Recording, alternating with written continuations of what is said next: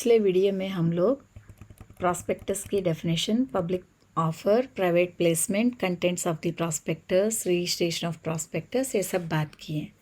आज इस वीडियो के थ्रू हम लोग deemed prospectus, shelf prospectus, red herring prospectus, consequences of misstatement in prospectus, civil and criminal liability और other miscellaneous topics relating to the prospectus, ये सब बात करेंगे। सबसे पहले बात करेंगे डीम्ड प्रॉस्पेक्टस या प्रॉस्पेक्टस बाय इम्प्लीकेशन के बारे में। एक जनरल रूल ये है कि प्रॉस्पेक्टस हमेशा पब्लिक ऑफर के थ्रू ही इशू किया जाता है।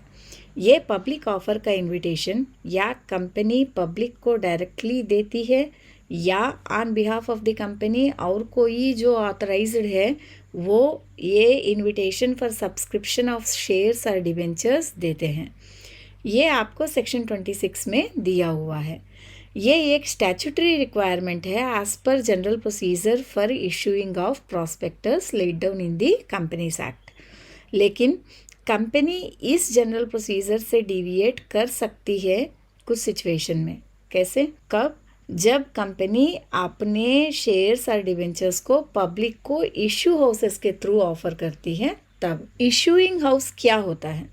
ये एक बैंक या कोई फाइनेंशियल इंस्टीट्यूशन होता है। जनरली देखा जाए तो ये फाइनेंशियल इंस्टीट्यूशन या बैंक एस्टैब्लिश्ड कंपनीज़ के लिए या जो प्राइवेट कंपनीज अपने आप को पब्लिक कंपनी में कन्वर्ट करना चाह रहे हैं बाय इशूइंग द शेयर्स और डिवेंचर्स, ऐसे कंपनीज के लिए कैपिटल ढूंढती हैं। मतलब ये इंस्टीट्यूशन या bank on behalf of any company उस कंपनी के शेयर्स या डिवेंचर्स को रजिस्टर करती है या डिस्ट्रीब्यूट करती है या सेल करती है on the primary market. For example, अगर कोई company initial public offering IPO issue करना चाह रही है तो वो कोई इशूइंग हाउस को हायर करेगा। वो इशूइंग हाउस आईपीओ को रजिस्टर करेगा स्टॉक एक्सचेंज में और स्टॉक को अंडर राइट करने के अरेंजमेंट्स करेगा। यहाँ पे हम लोग अंडर राइट या अंडर राइटर का भी मतलब समझ लेंगे। जब इशू हाउस जैसे इन्वेस्टमेंट बैंक या कोई इन्वेस्टमेंट फाइनेंशियल इंस्टीट्यूशन जिसको हम लोग इशू हाउस बोलते हैं, वो जब कोई कंपनी के सिक्योरिटीज़ बाई करके उसको इन्वेस्टर्स को रीसेल करती है, उसको अंडर राइट करना या ऐसे फॉर्म को अंडर राइटर या ऐसे बैंक को अंडर राइटर बोलते हैं। अब मेन पॉइंट में आते हैं। जब कोई इशूइंग हाउस अंडर राइट करती है किसी कंपनी के शेयर्स को, मतलब कोई कंपनी के शेयर्स को जब इशूइंग हाउस इशू करती है या अलॉट करती है टू द पब्लिक, तब उस सिचुएशन में कंपनी जनरल प्रोसीजर जो सेक्शन 26 में दिया हुआ है उससे डिविएट कर रही है। सेक्शन 25 जो है ऐसे सिचुएशन जो सेक्शन 26 से डिविएट कर रही है उसके बारे में डील करती है। एक हिसाब से सेक्शन 25 को लॉ मेकर्स ने कॉन्शियसली डिज़ाइन किया ताकि वो जब कंपनीज सेक्शन 26 को बाईपास कर रहे हैं तो उसको रेगुलेट करने या ऐसे डिविएशन के ऊपर चेक लगाने के लिए बनाया गया है। अब आते हैं क्या है सेक्शन 25 में, उसको देखते हैं। सेक्शन 25 जो है वो इशूइंग हाउस कोई कंपनी के शेयर्स या डिवेंचर्स पब्लिक को अलॉट करने के लिए जो डॉक्यूमेंट इशू करती है उससे डील करती है। सेक्शन 25 के हिसाब से जब कोई इशूइंग हाउस कोई कंपनी के स्टॉक को पब्लिक को ऑफर करती है थ्रू कोई डॉक्यूमेंट, ऐसे डॉक्यूमेंट को डीम्ड प्रॉस्पेक्टस बोला जाएगा या प्रॉस्पेक्टस बाय इम्प्लीकेशन बोला जाएगा। सेक्शन 25 सबसेक्शन 1 के हिसाब से जब कोई कंपनी अपने स्टॉक का पब्लिक अलॉटमेंट कोई इशू हाउस के माध्यम से करती है by avoiding the statutory provisions relating to prospectus, ऐसे indirect rise of public subscription without issuing public offer or prospectus, ऐसे ऑफर डॉक्यूमेंट को प्रॉस्पेक्टस माना जाएगा फॉर ऑल पर्पसेस। और जो प्रावधान प्रॉस्पेक्टस के ऊपर लागू होंगे with respect to the rules of prospectus, liability etcetera, वो सारे ऐसे डीम्ड प्रॉस्पेक्टस के ऊपर भी लागू होगा। यह है सेक्शन 25 सबसेक्शन 1।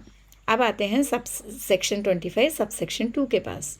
सेक्शन 25 सबसेक्शन 2 के हिसाब से for the purposes of this act unless the contrary is proved, issuing house के माध्यम से इशू किए गए स्टॉक को पब्लिक ऑफर के थ्रू अलॉट किया गया अलॉटमेंट माना जाएगा फॉर ऑल एविडेंस पर्पसेस, अगर ये यहाँ पे दिए गए दोनों कंडीशंस में से कोई एक कंडीशन को शो कर दिया है तो। Allotment or agreement to allot के 6 मंथ्स के अंदर अंदर पब्लिक को ऑफर कर दिया सिक्योरिटीज़, या सिक्योरिटीज़ को 6 मंथ्स के अंदर ही सेल कर दिया, ये शो कर दिया तो, या जिस डेट पे पब्लिक ऑफर इशू किया, जो कंसिडरेशन सिक्योरिटीज़ के संबंध में कंपनी को रिसीव करना है वो उस डेट तक नहीं रिसीव हुआ है, रिसीव किया है कंपनी ने, ये शो कर दिया है तो इशूइंग हाउस के माध्यम से इशू किया गया स्टॉक को पब्लिक ऑफर के थ्रू अलॉट किया गया अलॉटमेंट माना जाएगा। ये है सेक्शन 25 सबसेक्शन 1 एंड 2। अब आते हैं सेक्शन 25 सबसेक्शन 3 के पास।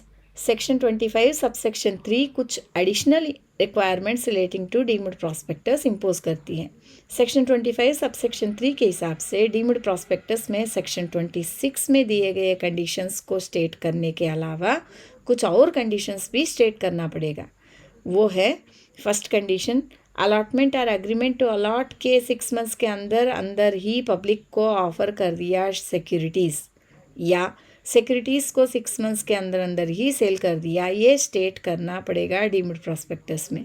ये कंडीशन एक मैंडेटरी रिक्वायरमेंट है डीम्ड प्रॉस्पेक्टस के लिए सेक्शन 25 सबसेक्शन 2 के अंदर, जो अभी हम लोग बात किए हैं। और सेकंड कंडीशन, शेयर्स या डिवेंचर्स अलॉटमेंट के कॉन्ट्रैक्ट में जो प्लेस एंड टाइम दिया हुआ है for contract execution, that is for allotment of shares, उसको इंस्पेक्ट करना है। उसके साथ साथ एक और कंडीशन है कि जो डीम्ड प्रॉस्पेक्टस को ऑफर कर रहे हैं वो डीम्ड डायरेक्टर होंगे कंपनी का। इसके लिए आपको सेक्शन 26 को पढ़ना पड़ेगा सेक्शन 25 सब सेक्शन 3 क्लॉज 2 के साथ। फर्दर, अगर वो डीम्ड डायरेक्टर्स अगर कोई कंपनी या फर्म है तो डीम्ड प्रॉस्पेक्टस को at least 2 directors of that company या 1/2 of the partners of that firm को साइन करना पड़ेगा। ये सेक्शन 26 सबसेक्शन 4 में दिया हुआ है। ये है additional requirements relating to deemed prospectus, जो आपको जो section 25 section subsection 3 and subsection 4 में दिया हुआ है। अब आते हैं शेल्फ प्रॉस्पेक्टस के पास। Section 31 of the companies act 2013 में शेल्फ प्रॉस्पेक्टस के बारे में दिया हुआ है। सेक्शन 31 के जो एक्सप्लेनेशन है उसमें शेल्फ प्रॉस्पेक्टस के बारे में एक्सप्लेन किया हुआ है। उसके हिसाब से शेल्फ प्रॉस्पेक्टस मीन्स ऐसे प्रॉस्पेक्टस जिसमें दिया हुआ शेयर सिक्योरिटीज़ को 1 और मोर इश्यूज़ में कुछ टाइम गैप में पब्लिक को ऑफ़र किया जाएगा। मतलब सिक्योरिटीज़ जब ऑफ़र करने को बताया प्रॉस्पेक्टस में, वो सिक्योरिटीज़ किश्तों में थोड़ा टाइम गैप के साथ इशू किया जाएगा। हर बार जब इशू करेंगे तब फिर से प्रॉस्पेक्टस इशू करने की ज़रूरत नहीं रहेगा। एक ही प्रॉस्पेक्टस से आप उसमें जिक्र किए गए सिक्योरिटीज़ को कितने भी किश्तों में इशू कर सकते हैं। सेक्शन 31 सबसेक्शन 1 के हिसाब से कौन कौन से तरह के कंपनी शेल्फ प्रॉस्पेक्टस इशू कर सकते हैं वो सेबी अपने रेगुलेशंस में प्रोवाइड करेगा। जो सेबी रेगुलेशंस में प्रोवाइड किया गया वही कंपनी शेल्फ प्रॉस्पेक्टस इशू कर सकते हैं। हर कोई पब्लिक कंपनी जो कंपनीज एक्ट में के अंदर रजिस्टर्ड है वो शेल्फ प्रॉस्पेक्टस इशू नहीं कर सकती हैं। ये प्रावधान इसलिए लाया गया है कि ईज ऑफ बिजनेस हो। प्रॉस्पेक्टस बनाना आसान है, हर बार जब सिक्योरिटीज़ इशू करना है तब आराम से प्रॉस्पेक्टस तो बन जाएगा, लेकिन उससे रिलेटेड प्रोसीजर को कंप्लाई करना बहुत मुश्किल है, टाइम कंज्यूमिंग है और वो बर्डनसम भी होगा कंपनी के लिए। तो कंपनी को उस बर्डन से बचाने के लिए शेल्फ प्रॉस्पेक्टस का कॉन्सेप्ट इशू किया गया है। लेकिन शेल्फ प्रॉस्पेक्टस का एक टाइम लिमिटेशन है। शेल्फ प्रॉस्पेक्टस पहली बार जब सिक्योरिटीज़ इशू करने के लिए निकाला प्रॉस्पेक्टस तब से लेके 1 साल तक ही वैलिड रहेगा। 1 साल के अंदर आप उस शेल्फ प्रॉस्पेक्टस के नाम से कितने बार भी सिक्योरिटीज़ चाहे इशू कर सकते हो, जो सिक्योरिटीज़ उस प्रॉस्पेक्टस में जिक्र किया है उनको। 1 साल के बाद वो इनवैलिड हो जाएगा और वो जो जिक्र किए गए सिक्योरिटीज़ को 1 साल के बाद आप इशू नहीं कर सकते हो उस प्रॉस्पेक्टस के नाम पे। लेकिन उस 1 साल के अंदर भी अगर कंपनी के रिलेटेड कोई भी इंफॉर्मेशन अपडेट हो गया जिसको प्रॉस्पेक्टस में जिक्र करना कंपलसरी है, तो आपको वो ओल्ड प्रॉस्पेक्टस के साथ साथ वो जो अपडेटेड इंफॉर्मेशन है वो भी आपको पब्लिक को प्रोवाइड करना पड़ेगा। अदरवाइज ओल्ड प्रॉस्पेक्ट अगर पुराना इंफॉर्मेशन ही है तो ओल्ड प्रॉस्पेक्टस के थ्रू भी काम चल जाएगा। लेकिन अगर ओल्ड प्रॉस्पेक्टस के ऑन एंड अबव कुछ और इंफॉर्मेशन अपडेट हो गया कंपनी में, कुछ चेंजेस आ गए कंपनी में with reference to for example newly created charges या changes in the financial position etcetera, तो वो सारे आपको इंफॉर्मेशन पब्लिक को देना पड़ेगा। वो जो एडिशनल अपडेटेड इंफॉर्मेशन जो ओल्ड प्रॉस्पेक्टस के साथ पब्लिक को देंगे उसको हम लोग इंफॉर्मेशन मेमोरेंडम बोलते हैं। वो इंफॉर्मेशन मेमोरेंडम को जब भी अगला इंस्टॉलमेंट ऑफ शेयर्स इशू करते वक्त सर्कुलेट करना पड़ेगा जनरल पब्लिक को। पुराना इन्फॉर्मेशन है तो जैसे मैंने बताया देना की ज़रूरत नहीं है, लेकिन नया इन्फॉर्मेशन जो प्रॉस्पेक्टस में मैंडेटरली देना है, जैसे मैंने बताया था कि न्यूली क्रिएटेड चार्जेस है या changes in the financial position है, उसको आपको इन्फॉर्मेशन मेमोरेंडम में देना पड़ेगा। उसके साथ साथ ये इन्फॉर्मेशन मेमोरेंडम को रजिस्ट्रार के पास फाइल करना पड़ेगा। अगर इन्फॉर्मेशन मेमोरेंडम जो नया चेंजेस के बारे में प्रोवाइड करती है वो इंटीमेट करने के पहले ही कोई इन्वेस्टर फर्स्ट इशूड प्रॉस्पेक्टस के हिसाब से एडवांस्ड पेमेंट कर दिया शेयर सब्सक्राइब करने के लिए, तो उसको शेयर्स अलॉट करने के पहले ही इंफॉर्मेशन मेमोरेंडम प्रोवाइड करना पड़ेगा। और उसके बाद भी अगर इन्वेस्टर इंटरेस्टेड है तो शेयर्स अलॉट कर सकते हैं। अगर इन्वेस्टर इंफॉर्मेशन मेमोरेंडम पढ़ के उस कंपनी में इन्वेस्ट करने के लिए उत्सुक नहीं रहा है तो उसके पैसे उसको 15 दिन के अंदर अंदर वापस देना पड़ेगा। ये जो इन्फॉर्मेशन मेमोरेंडम जो प्रॉस्पेक्टस के इश्यू करने के बाद रिलीज़ किया गया उसको भी प्रॉस्पेक्टस ही समझेंगे फॉर ऑल पर्पसेस। ये है शेल्फ प्रॉस्पेक्टस के बारे में। अब आते हैं रेड हेरिंग प्रॉस्पेक्टस के पास। रेड हेरिंग प्रॉस्पेक्टस के बारे में सेक्शन 32 में दिया हुआ है। Section 32 of the companies act 2013 के मुताबिक रेड हेरिंग प्रॉस्पेक्टस असली फुल फ्लेड्ज्ड प्रॉस्पेक्टस इश्यू करने के पहले सिक्योरिटीज ऑफर करने के लिए पब्लिक को प्रपोज करने वाले डॉक्यूमेंट है। इसमें complete particulars of the quantum of price of the securities जो इश्यू करने वाले हैं वो डिटेल्स नहीं रहेंगे।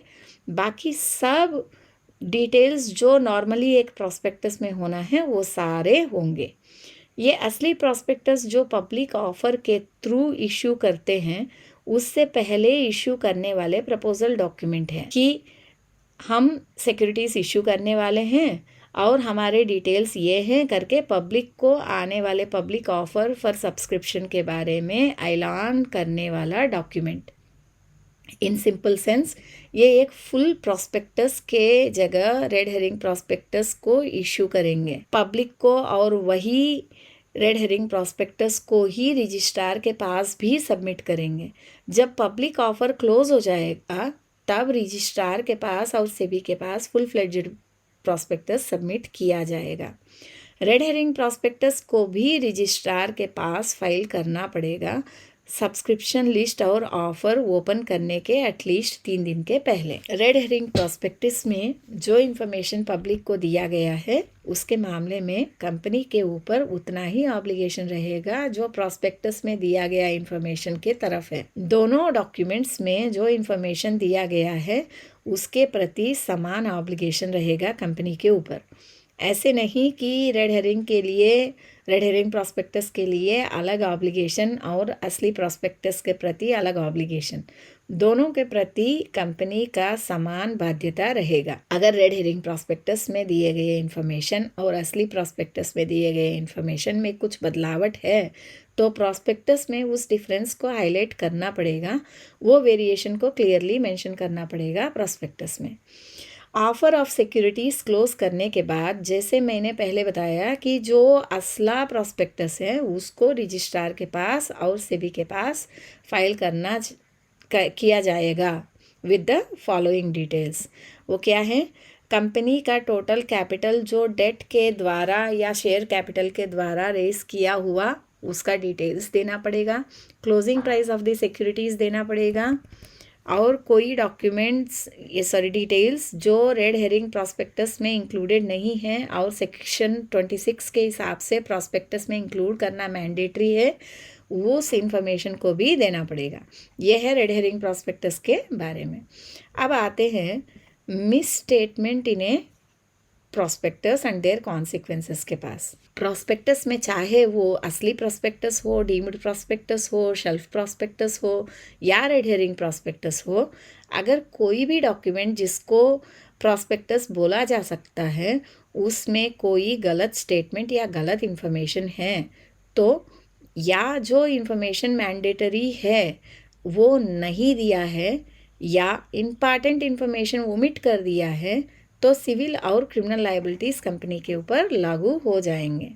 जनरली ये फंडामेंटल रूल है कि प्रॉस्पेक्टिव शेयर होल्डर्स को ट्रू एंड फेथफुल डिस्क्लोजर करके शेयर्स में सब्सक्राइब करने के ऑफर देना कंपनी का स्टैट्यूटरी मैंडेट है। सारे मटेरियल फैक्ट्स जो उन इन्वेस्टर्स को अपने इन्वेस्टमेंट से रिलेटेड डिसीजन लेने में, मतलब इस कंपनी के शेयर सब्सक्राइब करना है नहीं, ये डिसीजन लेने में काम आए या मदद करे, वो सारे इन्फॉर्मेशन एक्यूरेटली देना प्रॉस्पेक्टस इश्यू करने वाले कंपनी की जिम्मेदारी है। अगर कंपनी इस ऑब्लिगेशन को वायलेट करती है तो सिविल एंड क्रिमिनल लायबिलिटी को फेस करना पड़ेगा। क्या क्या सिविल एंड क्रिमिनल लायबिलिटीज़ उस कंपनी के ऊपर ऑपरेट करेंगे, ये जानने के लिए पहले हम लोगों को अनट्रू स्टेटमेंट या मिस स्टेटमेंट क्या होता है एक प्रॉस्पेक्टस के पर्सपेक्टिव से ये पहले जानना पड़ेगा। Section 34 subsection 1 of the companies act 2013 के हिसाब से प्रॉस्पेक्टस में इंक्लूड किया गया स्टेटमेंट को झूठा स्टेटमेंट तब बोला जाएगा अगर वो स्टेटमेंट जिस कॉन्टेक्स्ट में दिया हुआ है उस कॉन्टेक्स्ट में एक मिसलीडिंग मीनिंग दे रही है पढ़ते वक्त, तो उसको झूठा स्टेटमेंट बोला जाएगा। या वो स्टेटमेंट देने के वजह से या स्टेटमेंट ओमिट करने के वजह से अगर पढ़ने वाले मिसलीडिंग हो रहे हैं अपने इन्वेस्टमेंट रिलेटेड डिसीजन लेने में, तब उसको मिसलीडिंग स्टेटमेंट बोल सकते हैं। ये स्टेटमेंट प्रॉस्पेक्टस में हो सकती है या प्रॉस्पेक्टस से रिलेटेड कोई भी डॉक्यूमेंट, रिपोर्ट या एडिशनल रिलेटेड इंफॉर्मेशन प्रोवाइड करने वाले डॉक्यूमेंट में भी हो सकती है। हमेशा एक गलत स्टेटमेंट जो प्रॉस्पेक्टस में दिया हुआ है उसी को हम लोग मिसलीडिंग स्टेटमेंट नहीं बोलेंगे। हो सकता है मटेरियल फैक्ट्स को सप्रेस करने के वजह से भी रीडर को उस स्टेटमेंट पढ़ने से जो इम्प्रेशन आ रही है उसके वजह से भी फ्रॉडुलेंट इन्फॉर्मेशन कन्वे हो रहा है, उस वैसे स्टेटमेंट को भी हम लोग मिसलीडिंग स्टेटमेंट बोल सकते हैं। इसलिए प्रावधानों में दोनों शब्द यूज़ किया गया है, मतलब मिसलीडिंग इन्फॉर्मेशन ईदर इंक्लूडेड और ओमिटेड। ऐसे सिचुएशन भी हो सकता है कि एक स्टेटमेंट में आधा ट्रू इन्फॉर्मेशन है और आधा गलत, तब भी उस इन्फॉर्मेशन को मिसलीडिंग इन्फॉर्मेशन ही बोला जाएगा। एक केस लॉ में ऐसा था कि प्रॉस्पेक्टस में दिया गया सारा स्टेटमेंट ट्रू थे, लेकिन एक स्टेटमेंट में एक टैबुलर फॉर्म में rates of dividend paid for a number of years दिया हुआ था। नॉर्मली डिविडेंड्स को ट्रेडिंग प्रॉफिट्स से पे करते हैं, लेकिन इस केस में डिविडेंड्स को रियलाइज्ड कैपिटल प्रॉफिट से पे किया गया था। वो फैक्ट उस टेबल में या उस प्रॉस्पेक्टस में मेंशन नहीं था। जब ये केस कोर्ट पहुंचा, कोर्ट ने बोला है कि जनरल प्रोसीजर से जब डिविएट करके कंपनी ने रियलाइज्ड कैपिटल प्रॉफिट से डिविडेंड पे किया, ये एक इम्पॉर्टेंट मटेरियल फैक्ट होता है कंपनी के फाइनेंशियल कंडीशंस के बारे में। इन्वेस्टर के लिए ये एक इम्पॉर्टेंट इन्फॉर्मेशन होता है। अपने पैसे से पैसे इस कंपनी में इन्वेस्ट करने हैं नहीं, ये डिसीजन लेने में इन्वेस्टर का काम आएगा। तो कोर्ट ने आखिर में बोला कि कंपनी ये इन्फॉर्मेशन सप्रेस करके इन्वेस्टर को मिसलीड किया, हेंस कंपनी इज लायबल। तो आपको समझ में आ गया होगा कि मिसलीडिंग स्टेटमेंट क्या होता है। अब आते हैं कि रेमेडीज के पास। अगर कोई प्रॉस्पेक्टस में मिसलीडिंग मिस स्टेटमेंट है और उसके वजह से इन्वेस्टर को नुकसान पहुंचा, तो उसके पास क्या क्या रेमेडीज रहेंगे और कौन कौन वो रेमेडी पा सकता है वो देखेंगे। जो कोई बंदा एक कंपनी के शेयर्स के लिए अप्लाई किया है या जिस बंदे को शेयर्स अलॉट हुए हैं, वो दोनों तरीके के लोगों को रेमेडीज पाने के हक है। कंपनी से वो और जो प्रॉस्पेक्टस इश्यू किए हैं उनसे, दोनों से रेमेडीज ये दोनों तरीके के बंदे पा सकते हैं। लेकिन जो बंदा ओपन मार्केट में शेयर्स परचेज किया उसको ये रेमेडी अवेलेबल नहीं होगा।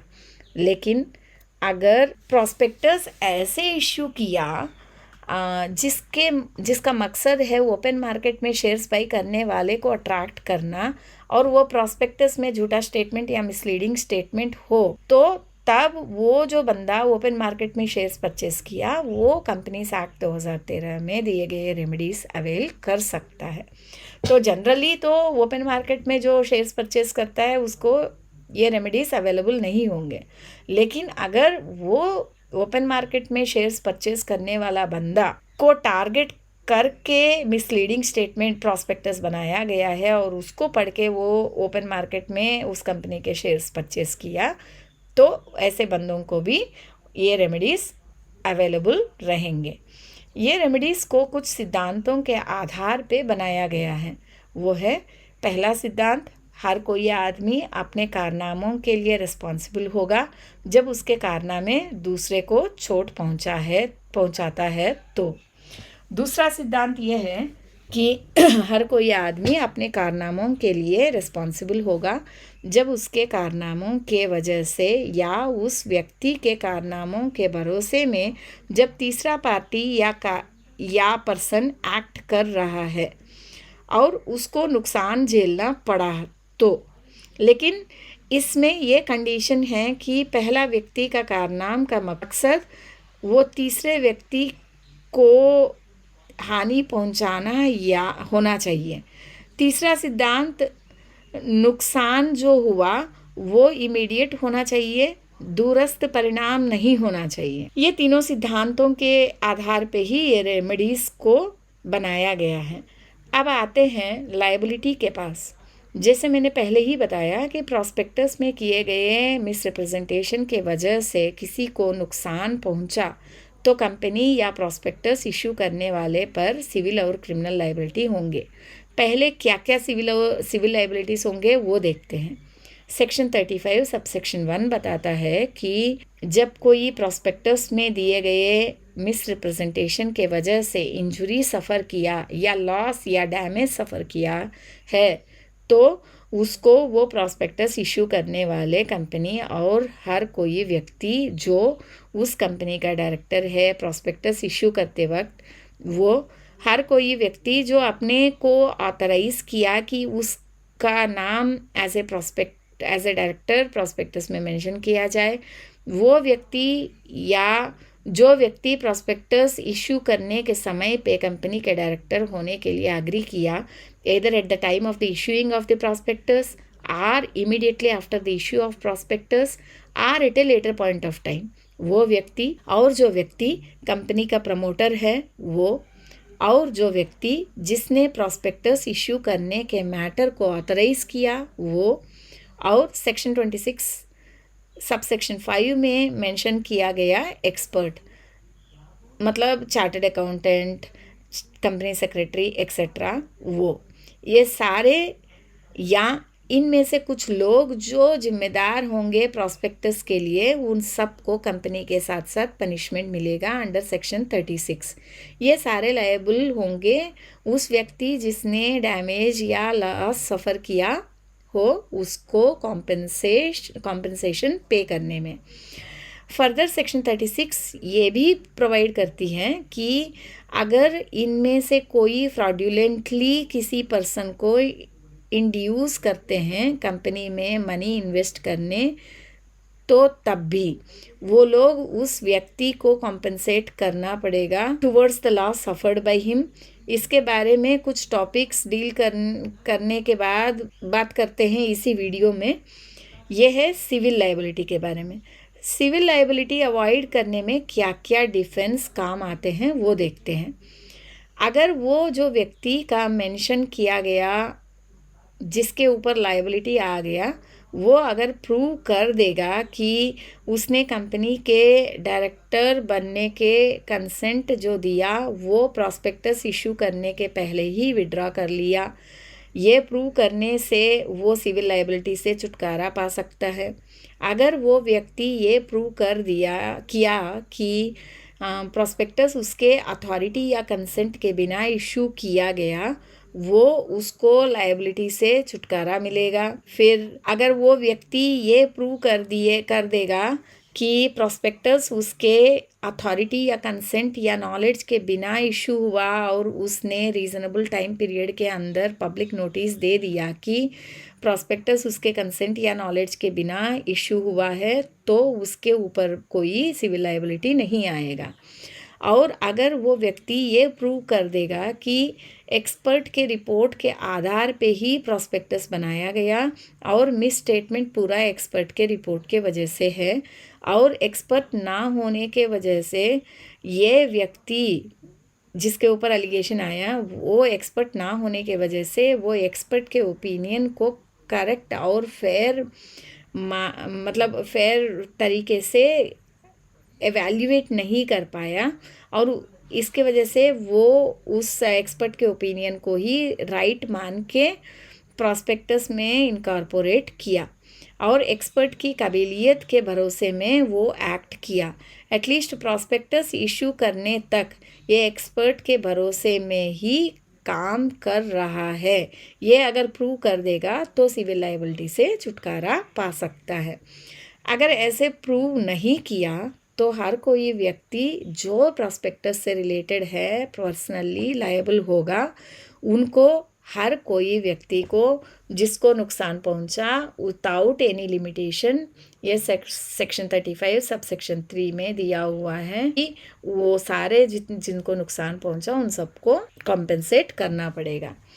अब आते हैं क्रिमिनल लायबिलिटी के पास। सेक्शन 34 रेड विथ सेक्शन 447 के हिसाब से अगर जो प्रॉस्पेक्टस सर्कुलेट हुआ उसमें कोई मिस स्टेटमेंट है या अनट्रू स्टेटमेंट है, तो हर कोई व्यक्ति उससे रिलेटेड है उसको 2 तरीके की पनिशमेंट मिलेंगे। एक, अगर वो प्रॉस्पेक्टस में इशू किया गया सिक्योरिटीज़ का वैल्यू 10 लाख या 10 लाख से ज़्यादा है या 1% of the turnover of the company है, या दोनों में से जो कम वैल्यू हो, तो तब उन व्यक्तियों को imprisonment for a term which shall not be less than 6 months मिलेगा मिनिमम। अगर इसी सिचुएशन में फ्रॉड इन्वॉल्व पब्लिक इंटरेस्ट तो 3 साल की सज़ा मिलेगा मिनिमम, अगर पब्लिक इंटरेस्ट इन्वॉल्व है तो, और दोनों स्थिति में मैक्सिमम पनिशमेंट 10 साल होगा और फाइन भी देना पड़ेगा। फाइन अमाउंट फ्रॉड से रिलेटेड अमाउंट से कम नहीं होगा। अब दूसरा है, अगर वो प्रॉस्पेक्टस में इशू किया गया सिक्योरिटीज़ का वैल्यू 10 लाख से नीचे है या less than 1% of the companies turnover है, तो दोनों अमाउंट में से जो लोएस्ट है उसको लेंगे, और इस मामले में पब्लिक इंटरेस्ट इन्वॉल्व नहीं हो तो imprisonment up to 5 years maximum punishment या फाइन अप टू 20 lakhs और बोथ होगा। क्रिमिनल लायबिलिटी अवॉइड करना है तो वो व्यक्ति को ये प्रूव करना पड़ेगा कि जो स्टेटमेंट जिसको मिस स्टेटमेंट बोला जा रहा है वो इमटेरियल है, या इन्वेस्टमेंट के डिसीजन लेने में उसका कोई यूज़ नहीं है, या वो जो स्टेटमेंट प्रॉस्पेक्टस में दिया हुआ है वो सही है करके बिलीव करने के स्ट्रॉन्ग रीजनेबल ग्राउंड्स हैं, दो दे आर अनट्रू। लेकिन जो पर्सन प्रॉस्पेक्टस इशू किया या रिलेटेड है प्रॉस्पेक्टस के इशू से, वो स्ट्रांगली बिलीव कर रहा है कि वो स्टेटमेंट सही है on the basis of certain reasonable grounds, तो या वो ये प्रूव कर दे कि इंक्लूजन और ओमिशन इज़ नेसेसरी, तब उसको क्रिमिनल लायबिलिटी से छुटकारा मिलेगा। यह है क्रिमिनल लायबिलिटी के अगेंस्ट में जो डिफेंस है वो। अब आते हैं liability under section 36, that is punishment for fraudulently inducing persons to invest money. Section 36 के मुताबिक अगर कोई व्यक्ति जानबूझ के या रेकलेसली कोई स्टेटमेंट या प्रॉमिस करता है या भविष्यवाणी करता है जो एकदम गलत, झूठ या कपटी या गुमराह करने वाले बात है, तो या जानबूझ के कोई मटेरियल फैक्ट्स को छुपाया ताकि किसी को प्रेरित किया, किसी को कोई स्पेसिफाइड एग्रीमेंट में एंटर करने या एंटर करने का ऑफर देने, तब जो है आपको क्रिमिनल पनिशमेंट मिलेगा। इसमें क्या क्या स्पेसिफाइड एग्रीमेंट्स हो सकते हैं? ऐसे एग्रीमेंट जो सिक्योरिटीज एक्वायर करने या डिस्पोज ऑफ करने या सब्सक्राइब करने या अंडरराइट करने के बारे में या उससे रिलेटेड हो, ऐसे स्पेसिफाइड एग्रीमेंट्स, या ऐसे एग्रीमेंट जिसका पर्पस या प्रिटेंडेड पर्पस ये है कि ये सिक्योरिटीज़ सेल करके या सब्सक्राइब करवा के प्रॉफिट गेन करें, या सिक्योरिटीज़ के वैल्यू में जो फ्लक्चुएशन हो रही है उससे गेन करना चाहें कुछ प्रॉफिट, ऐसे एग्रीमेंट, या ऐसे कोई एग्रीमेंट जिससे या जिसके सहायता से बैंक से या कोई फाइनेंशियल इंस्टीट्यूशन से क्रेडिट लेना चाह रहा हो या क्रेडिट फैसिलिटी पाना चाह रहा हो, ऐसे एग्रीमेंट्स एंटर करने के लिए किसी को इंड्यूस किया तो ऐसे व्यक्ति को पनिशमेंट मिलेगा imprisonment for a term which shall not be less than 6 months. मतलब मिनिमम 6 मंथ्स से लेकर मैक्सिमम 10 ईयर्स तक का पनिशमेंट इम्प्रिजनमेंट मिलेगा, और फाइन भी इम्पोज होगा जो है not less than the money involve in the fraud. Minimum उस फ्रॉड में इन्वॉल्व अमाउंट के 3 गुना अमाउंट होगा, मैक्सिमम। मिनिमम होगा not less than the money involve in the fraud, maximum होगा उस फ्रॉड में इन्वॉल्व अमाउंट के 3 गुना अमाउंट होगा। अब आते हैं सेक्शन 37 के पास, class action suit or action by affected person. Section 37 ये बोलती हैं कि जितने लोग सेक्शन 34 या 35 या 36 के अंदर नुकसान सफ़र किया, वो लोग सब मिलके जॉइंट सूट फाइल कर सकता है नुकसान रिकवर करने, और वो जो गलत किया उसके ऊपर सिविल लायबिलिटी इम्पोज कराने। ये ग्रुप एक्शन को ही क्लास एक्शन सूट बोलते हैं।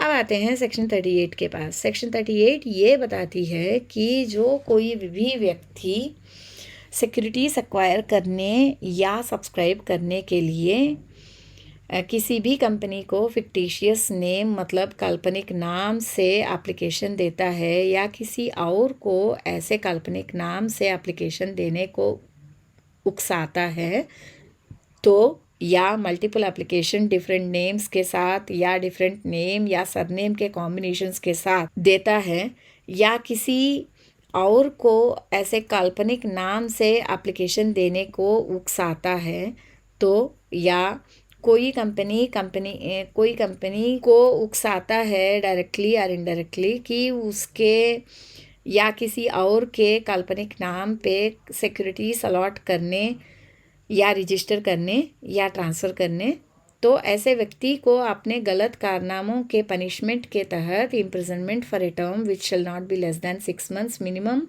और मैक्सिमम 10 ईयर्स मिलेगा, और fine amount shall not be less than the fraud involve in minimum और मैक्सिमम फ्रॉड अमाउंट के 3 गुना हो सकता है। ये पीनल प्रोविजंस को प्रॉस्पेक्टस में क्लियर मेंशन करना पड़ेगा, और हर कोई application form for subscription transfer या रिलेटेड टू सिक्योरिटीज़ वाले डॉक्यूमेंट्स में देना पड़ेगा। और कोर्ट्स वो जो इलीगली गेन्ड मनी को रीपे करने के लिए ऑर्डर फॉर डिसगॉर्जमेंट ऑफ गेन भी दे सकती हैं। इस कॉन्टेक्स्ट में इलीगली गेन्ड मनी को रिकवर करने के लिए कोर्ट सीजर और डिस्पोजल ऑफ सिक्योरिटीज जो उस व्यक्ति के पोसेशन में है इसके लिए भी ऑर्डर दे सकती है। ऐसे रिकवर किया अमाउंट को investor education and protection fund में क्रेडिट करना मैंडेटरी है। ये सब सेक्शन 38 में दिया हुआ है। इससे प्रॉस्पेक्टस का टॉपिक ख़त्म हो जाएगा। नेक्स्ट वीडियो में हम लोग पब्लिक डिपॉजिट्स एक्सेप्ट करने का प्रोसीजर के बारे में समझेंगे। Thank you.